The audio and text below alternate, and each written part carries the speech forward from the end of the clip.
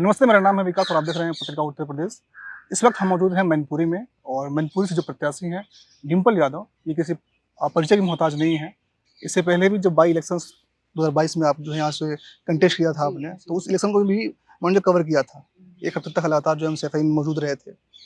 तो उस वक्त का इलेक्शन का जो पूरा कैंपेन था और इस वक्त के जो हालात हैं, उसमें कितना डिफरेंसेस हैं? जो आपके जो डेली रूटीन्स हैं, आप जब जाते हैं, बाहर निकलते हैं, जब लोगों से मिलते हैं, तो जो उनकी एक्सपेक्टेशंस थी उस समय और इस समय, उसमें क्या बदलाव आए हैं? मैं समझती हूँ क्योंकि हमेशा चुनाव में जो स्थितियाँ होती हैं वो बदलती रहती हैं। तो इस बार ये पूरे देश में चुनाव हो रहे हैं और जो इश्यूज़ हम लोग लेके चल रहे हैं, जनता के बीच जा रहे हैं, वो डिफरेंट हैं चुनाव में और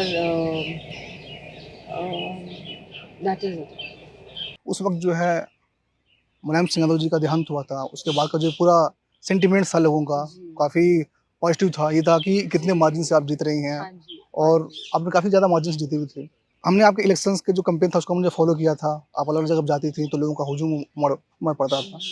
तो लोगों की एक उम्मीद है आपके और जो एक लेगेसी है पूरी यादव परिवार की, तो उसको जो आगे बढ़ाने की जो ज़िम्मेदारी है, जो ज़िम्मा है, तो एक उसको आप एक भार के तौर पर देखती हैं, कहीं से प्रेशर उसके तौर पे देखती हैं या फिर एक अपॉर्च्युनिटी है कि हाँ, हम इसको कुछ हाँ, बेहतर कर हाँ, पाएँगे? एक अपॉर्चुनिटी भी है और एक ज़िम्मेदारी, दोनों चीज़ें ही हैं और हम इसको कैसे बेहतर कर ले जाएँ। आपने बहुत अच्छा ये बात बोली है कि वही बेसिक इंटेंशन अब है कि हुँ। इसको और बेहतर कैसे कर लिया जाए।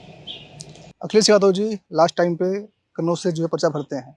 उससे पहले चर्चा होती थी कि तेज प्रताप यादव वहाँ से चुनाव लड़ेंगे। जी। तो क्या जो लेगेसी की जो सीटें हैं, जो कन्नौज की सीट थी, क्या बिना अखिलेश यादव के वहाँ से लड़े जीतना वहाँ संभव नहीं था? ऐसे ही जो विपक्ष कह रहा नहीं, है। वहाँ पे कार्यकर्ता और क्योंकि अखिलेश जी खुद सबसे पहला चुनाव कन्नौज से लड़े हैं और उनके लिए वो सीट बहुत प्रिय रही है और जब गवर्नमेंट आई थी एंड उन्होंने वो सीट छोड़ी थी क्योंकि ही वॉज एन एमपी उस टाइम 2012 में। तो मैं समझती हूँ उसके बाद मैक्सिमम उन्होंने कोशिश करी कि डेवलपमेंट वर्क, हॉस्पिटल्स और ज़्यादातर जो काम पूरे प्रदेश में शुरू करे गए, कहीं न कहीं कन्नौज में भी काफ़ी सारे काम और काफ़ी सारी नई परियोजनाएँ चलाई गई। तो लोग एक तरह से कनेक्टेड हैं और जो वहाँ के हमारे पार्टी के वर्कर्स हैं और जो पदाधिकारी हैं, वो सब एक तरह का अलग तरह का कनेक्शन महसूस कर रहे थे एंड उन्हीं के दबाव में आके ही मैं समझती हूँ कि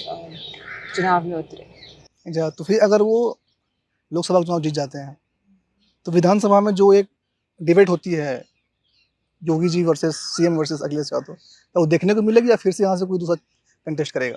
समझती हूँ कि खाली 3 साल बचेंगे फिर उत्तर प्रदेश के चुनाव के लिए राइट। और जब 7 सालों में कोई बड़ी परियोजना या सरकार नहीं ला पाई है और एग्जीक्यूट नहीं कर पाई है चीज़ों को तो मुझे लगता नहीं है कि आने वाले आप समझिए खाली 2 ही साल बचे क्योंकि आखिरी साल में तो आप ज़्यादा कुछ चेंजेस कर नहीं सकते हैं। तो मुझे नहीं लगता है कि जब 7 साल में ये सरकार बहुत ही आशाजनक नतीजे ला पाई है तो ये बचे हुए 2 साल में भी कुछ ख़ास कर पाएगी और लोगों के जीवन स्तर में सुधार कर पाएगी। तो मैं समझती हूँ कि अब क्योंकि कुछ डिफरेंट होने वाला नहीं है, क्योंकि बहुत सारे बजट ये सरकार पेश कर चुकी है और कोई नई स्कीम्स या कोई नई इंटेलिजेंस इनका काम करने वाला अब नहीं है। तो मैं समझती हूँ कि एक तरह से जो असेंबली में जो रोल प्ले करना चाहिए था अखिलेश जी को, अभी के लिए वो पर्याप्त है एंड अगर वो चुनाव लड़ रहे हैं तो वो केंद्र की राजनीति की तरफ भी अपना हस्तक्षेप बढ़ा रहे हैं। अगर अखिलेश जी अगर जी। केंद्र की राजनीति की तरफ बढ़ रहे हैं, तो स्टेट की राजनीति का ज़िम्मेदारी क्या आप पे सौंपने वाले हैं? सब कनेक्टेड है, मतलब आप समझिए स्टेट जब स्टेट है तभी सेंटर है एंड जब सेंटर है तभी स्टेट है, तो मतलब इट इज़ ऑल कनेक्टेड। तो कहीं की कोई राजनीति छोड़ने वाला मैं रहने नहीं वाला है। गाज़ीपुर का हूँ अच्छा। और उधर जो भाषा बोली जाती है वो मतलब भोजपुरी बोली जाती है। भोजपुरी, हाँ जी, हम गाने भी बहुत सुनते हैं भोजपुरी। तो सुनती है गाने भोजपुरी में? तो आप कितनी सीटें एक्सपेक्ट कर रही हैं इस लोकसभा चुनाव में? आई थिंक अगर 40 टू 45 अगर आ जाए तो नथिंग लाइक जो क्योंकि विपक्ष बन है वो रहा है। कहता है कि ये सपा की सीटें नहीं हैं, ये परिवार की सीटें हैं।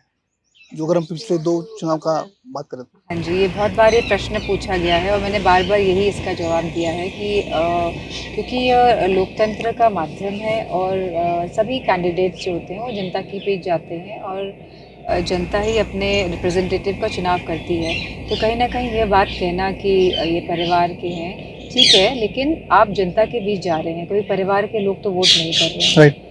तो जनता चुनेगी कि कौन उनका रिप्रेजेंटेटिव होगा और एक डेमोक्रेटिक प्रोसीजर है। तो यू कैन नॉट आप क्वेश्चन नहीं कर सकते एक लोकतांत्रिक प्रोसीजर के ऊपर, मेरा ये मानना है।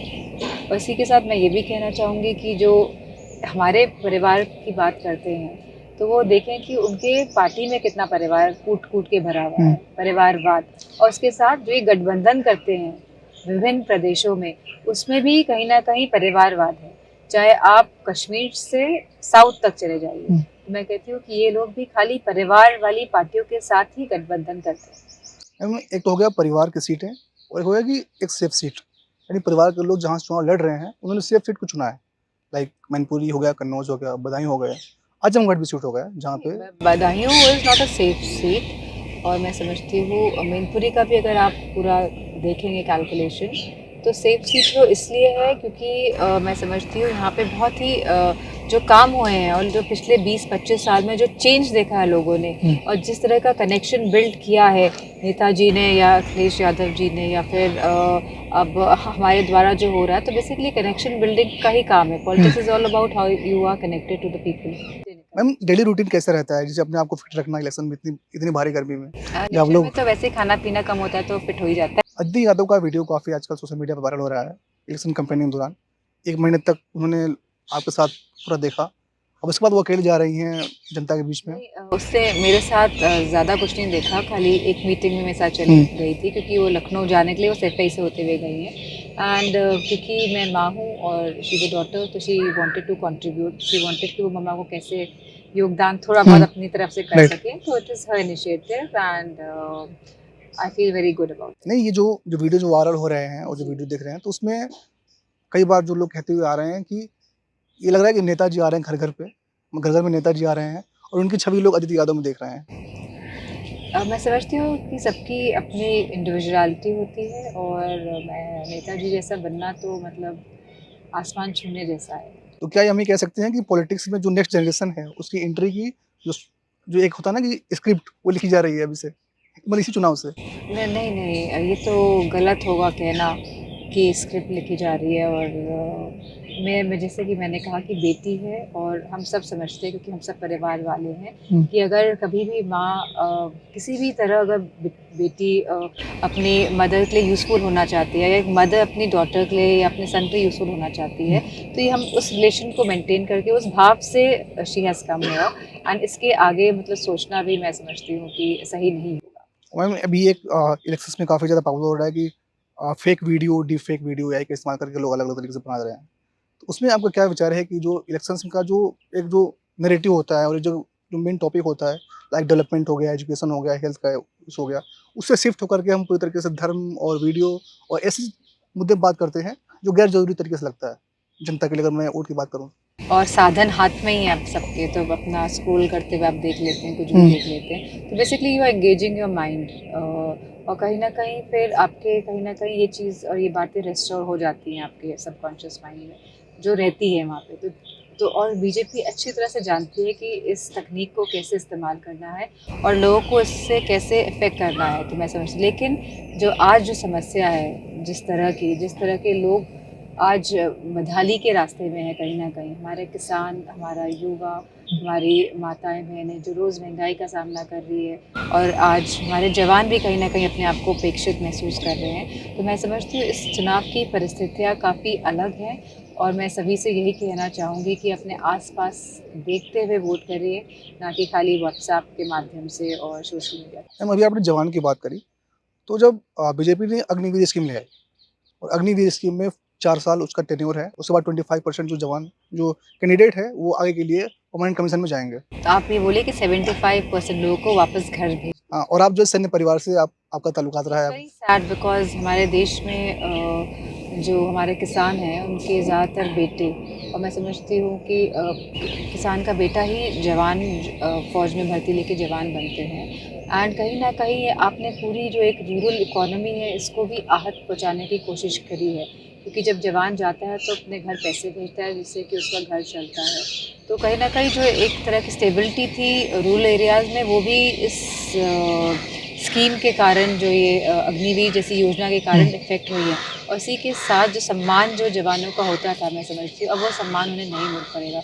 और यह देश हित, और कहीं न कहीं यह जो पूरी योजना है इसने देश मतलब कि हमारे जो देश में जो एक सम्मान होता था जवानों का, उसको भी उस सेंटिमेंट को भी हर्ट करा है कहीं न कहीं। सबसे बड़ी जो दिक्कतें आ रही है ग्रामीण क्षेत्रों में, जैसे आपने कहा कि बहुत सारे लोग जो जवान हैं वो गाँव से ही आते हैं, बिलॉन्ग करते हैं किसान परिवार से, कि उनकी शादी को लेकर बहुत दिक्कतें आ रही है। लोगों को लगता है कि 4 साल तक उनकी जो है नौकरी फिक्स नहीं है। इसलिए तो शादी नहीं करेंगे, हाँ, हाँ। बहुत दिक्कतें हैं लाइक। और कोई मतलब क्योंकि मैंने ये खुद सुना कि अब शादी ही नहीं हो पाएगी जो जवान जाएगा, क्योंकि सब जानते हैं 4 साल बाद वापस आके फिर क्या करेंगे।